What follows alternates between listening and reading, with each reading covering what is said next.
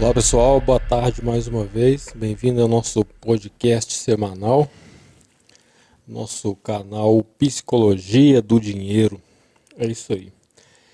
Gente, hoje vai ser uma coisinha mais rápida, só para me trazer um conteúdo aqui que eu estava pensando ontem à noite um pouco sobre isso, né? E, enfim, até inclusive para o próximo podcast, né? Que no caso agora vai ser esse, para complementar o nosso processo mesmo de construção de ideias e de debate, né, a respeito do conceito do empobrecimento, da riqueza, da pobreza das pessoas nesse país.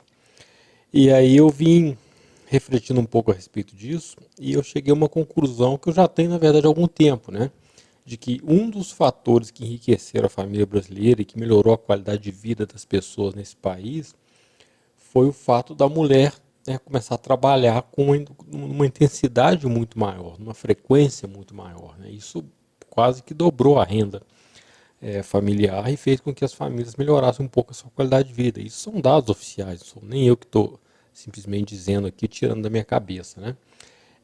No entanto, tem um outro fator que ao longo desses últimos anos empobreceu boa parte das famílias brasileiras, né? Sobretudo aquelas de baixa renda ou de menor renda.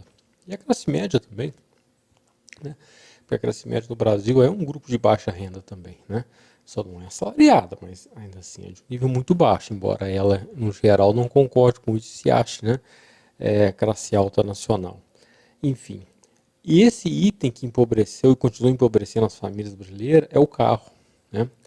Porque o custo para se manter um carro hoje em dia, mesmo sendo um carro velho, e esse, às vezes é até pior, porque você tem que casar com o mecânico, né? Você, vou pagar um impostozinho barato, R$ 300 por ano, porque o carro já tem 20 anos que está rodando aí e tal. É verdade, você vai pagar um imposto bem mais barato. O carro de 20 anos vai pagar um imposto aí quase que igual de uma moto, né? No entanto, você vai casar com o mecânico depois. Então, que você vai gastar de manutenção, com carro beberrão, ou seja, que gasta muito mais gasolina e tudo mais, acaba sendo idêntico a uma pessoa que comprou um carro seminovo ou um carro novo. Então, você vai levar um prejuízo do mesmo jeito, né? Pode não ser necessariamente igual, mas ainda assim vai ser um prejuízo relevante. Então, pensando nisso, eu resolvi trazer esse podcast rápido aqui, né, só para a gente pincelar algumas coisas sobre isso, porque as pessoas julgam o carro como algo vital, né?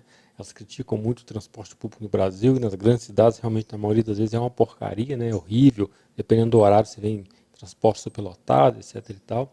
Mas ainda assim, salvo raríssimas exceções, o custo do carro é muito complicado para a maioria das pessoas. E como isso virou um sonho comum da grande massa, né?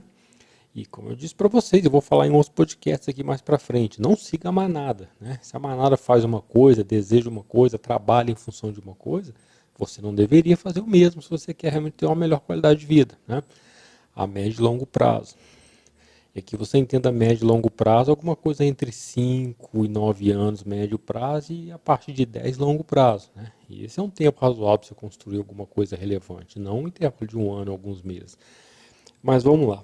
Quando a pessoa começa a trabalhar hoje em dia, sobretudo a galera é mais nova, o que ele pensa em comprar primeiro? O carro, né? Então ele junta às vezes 2, 3, 4, 5, 6 meses de salário, às vezes mora com os pais ali, então não tem muito custo, não tem custo quase nenhum. Junta 6 meses de salário, dá de entrada no carro, financia o resto em 5 anos, né? E aí começa a curtir, né, o carrinho dele, passear, vai com os amigos, namorada, aquela coisa toda, sem fazer uma conta real de quanto que ele está pagando por aquilo ali. Acha que está fazendo uma grande vantagem. E esse indivíduo jovem fazendo isso, ele vai replicar isso por muitos anos lá pela frente. Ele vai chegar na terceira idade, com 60, 70 anos de idade, replicando o mesmo comportamento, né? Esse é que é o detalhe. Então é um negócio que a pessoa acha que está fazendo o melhor, acha que ele é bonito, acha que está fazendo uma grande vantagem, quando na verdade ela é apenas mais uma no meio do trânsito, se fudendo todo nesse trânsito horrível das grandes e médias cidades do Brasil e até das pequenas também, né? Exatamente por esse comportamento de manada, todo mundo quer fazer, então só está enchendo de carro nas vias, né? As vias são as mesmas, não tem espaço para passar mais ninguém, mais nada, e não fica aquela briga entre pedestre e os próprios motoristas entre si ali, né? Um trânsito que está ficando cada vez pior. Ou seja, perda de qualidade de vida, né? E nesse contexto, o que a pessoa às vezes esquece de considerar, né, é o tamanho, ou melhor, o custo real ou o custo efetivo total que ela está pagando nesse produto. Qual é o custo que o sistema está cobrando dela? É isso que a gente vai colocar aqui rapidamente. Aí você olha só para você ver, a pessoa melhorou, trabalhou, arrumou um emprego, está melhorando de vida, conseguiu juntar uma grana por 6 meses. A hora que ela tem a oportunidade de investir esse dinheiro bem, comprando ativos, ela compra a última coisa que ela deveria comprar, que é um dos maiores passivos que tem hoje nas famílias brasileiras, que é o carro. Aí vamos imaginar que ela compra um carro popular, ou melhor, dito popular nos dias de hoje, 2025, né? Um carro de 70 mil reais. Vamos imaginar que ela aperte por 5, 6, 7, 8 meses, ganhando aí um salário e meio, né? Uma pessoa jovem começou a trabalhar, pegou um emprego aí ganhando um pouco menos, 2 mil e poucos reais. Vamos pôr 2 mil reais por mês livre. Mora com os pais, vou comprar um carro agora, junta dinheiro 6 meses. Ela consegue juntar nesses 6 meses alguma coisa em torno ali de 9 mil, vamos pôr 10 mil reais, né? E aí ela vai tentar comprar o carro popular dela de 70 mil. Ela vê que está um pouco caro, que ela não consegue pedir o 20% do valor do carro de entrada. Aí ela desiste de comprar o carro novo, compra um seminovo, né? Seguindo a orientação do amigo que já havia feito a mesma coisa e já está no terceiro carro já, né? Aí ele compra um carro de 50. Ele dá 20% de entrada, que é os 10 que ele juntou com muito sacrifício nesses 6 meses, né? E tira o carro de 50. Aí ele consegue financiar. Fica devendo 40 para pagar em 5 anos. Com os juros atuais, eu estou aqui fazendo uma conta de padaria, viu gente, né? Porque esse valor vai variar dependendo de como você vai comprar. Se for um consórcio, por exemplo, talvez você consiga um valor um pouco menor, né? Mas você tem que esperar dar aquele lance. Você tem uma taxa de administração muito alta. Nesse caso aqui, você não tem taxa de administração, nem tem que dar lance, mas você tem um juro um pouco mais elevado. Mas, enfim, no final, tanto num caso quanto no outro, você vai pagar bastante. Então, vamos fazer aqui um simulado baseado aí em financiamento direto, né? Lá no banco e tal, enfim. E aí você financiou esse carro de 50 mil, você deu a entrada de 10, você juntou com muito sacrifício durante 6 meses ali o dinheiro do seu primeiro emprego. Aí essa pessoa, esse jovem foi lá, comprou, pegou esses 40 mil, dividiu em 5 anos, com a taxa de juros vai pagar 60, né? Vamos ser otimista aqui, dependendo do cenário, ele pega um pouco mais, um pouco menos, mas hoje em dia está na casa dos 50% para de 5 anos, até um pouquinho mais. Eu estou sendo conservador aqui, tá, gente? Estou sendo otimista pro lado desse jovem aí, porque é um drama, né, que ele arrumou para a vida dele. A gente vai chegar a essa conclusão aqui no final.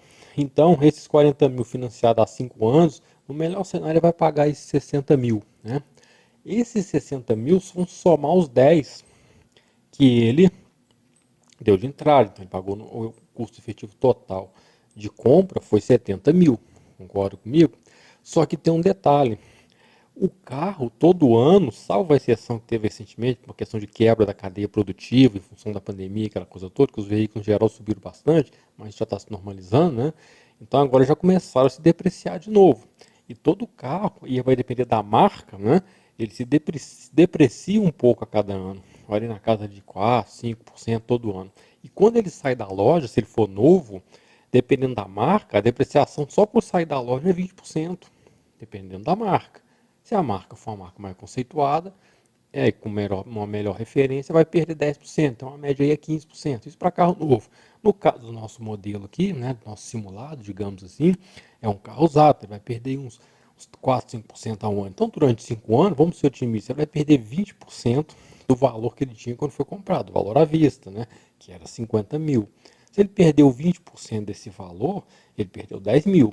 Então, dali 5 anos, nosso jovem que comprou esse carro e andou com ele durante esse período, pagou 70 mil e depois de 5 anos ele terminou de quitar e já está querendo vender o carro pensando em comprar um outro. Aí dessa vez sim, um popular zero, que agora ele tem o dinheiro, né? Ele juntou pagando aquele carro, ele tem um bem, um valor, um bem que vale agora mais, porque ele já pagou tudo. Ele pagou 70 mil do financiamento, o carro agora vale 40, mas ele pagou 70, ele perdeu 30 mil em 5 anos. Ele não ganhou nada, ele perdeu 30 mil em 5 anos. Vocês percebem isso? Aí você soma esses 30 mil que ele perdeu, o custo do combustível, porque um carro popular, aí, se ele fizer uma boa escolha, vai fazer, sei lá, 13, 14 quilômetros dentro da cidade, com esse trânsito horrível, até nas pequenas cidades tem dificuldade de andar, né, e movimentar com o carro na hora de pico, fica tudo travado. Ele vai gastar mais, então uma média de 13, 12, 13 por litro dentro da cidade, eu acho que é bem razoável, né? Então, se você acrescentar isso, o custo de gasolina, de combustível, custo de manutenção, né? Documentação, aí um seguro de um carro desse vai quase R$ 2.000, né? A documentação anual é 4% do valor do veículo, aqui em Minas, porque tem estado que é mais, tem estado que é menos, né? Aqui em Minas, inclusive, é um dos maiores. Então você põe aí 4% do carro, ao longo desses anos aí, se o carro está avaliado em 50, né? 10% seria 5.000. 5%, 2.500, então 4%, 2.000 só de documento por ano. Ele pagou durante 5 anos, mais 10, já foi para 80, mais o combustível, tudo. Então, no final das contas, sendo otimista, fazendo mais uma conta de padaria, ou mesmo de botequim, se você preferir, esse rapaz gastou 90 mil com esse carro, para ser otimista. Custo efetivo total, compra, juros, depreciação, manutenção, combustível, enfim, documentação, seguro, etc. E aí, depois de 5 anos, ele quer vender e comprar um outro. Ele gastou 90 mil, agora ele vai vender o carro por 40 para comprar um outro 70. Repetindo esse ciclo, só que numa escala de valor maior. Consequentemente, o custo efetivo total dessa nova compra vai ser maior. Imagina a pessoa replicando isso durante a vida inteira dela. Imagina que esse jovem tem 20 anos aí, 18 anos, sei lá, que ele vai replicar isso durante 30 anos, até os 58, 60 anos. Você imagina. Ou até mais, né? Às vezes vai até os 80 a pessoa está fazendo isso. O tamanho do rombo que isso causa no orçamento dessa pessoa. Quantas coisas essa pessoa vai deixar de fazer simplesmente para ter um carro? O custo-benefício não fecha. Só que o sistema te vende a ideia de que esse custo-benefício vale a pena, mas não vale, gente, não vale. Se você pegar esse dinheiro que ele investiu nesse carro, essa entrada, esses 5 anos de prestação que deu 60 mil, mais o que ele gastou com manutenção, né? Mais o que ele gastou com seguro. E aqui não vou nem colocar a gasolina, porque a gasolina vamos imaginar que ele gastou com transporte público aí, né? Que ele comprou uma bicicleta para andar, que ele usou metrô, que ele usou ônibus, que ele pegou Uber, que ele usou mototáxi, enfim, que ele fez o diabo aí para poder se locomover, para ter o transporte dele, que ele vai ter. Então nem vou pôr gasolina. Mesmo assim, ele teria gasto ao longo desses 5 anos aí, sei lá, alguma coisa em torno de 10, 15 mil. Sobraria para ele pelo menos 75, pelo menos, né?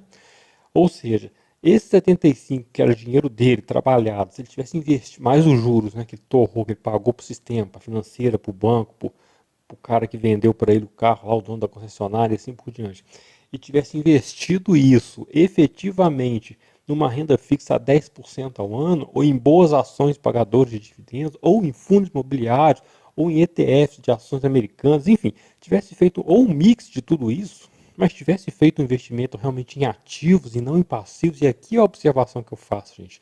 Um carro é um passivo. Se você não sabe o que é um passivo, dá um Google aí e dá uma olhadinha para você ver. Faz uma pesquisa no Google para você ver. Depois você pesquisa o que é ativo.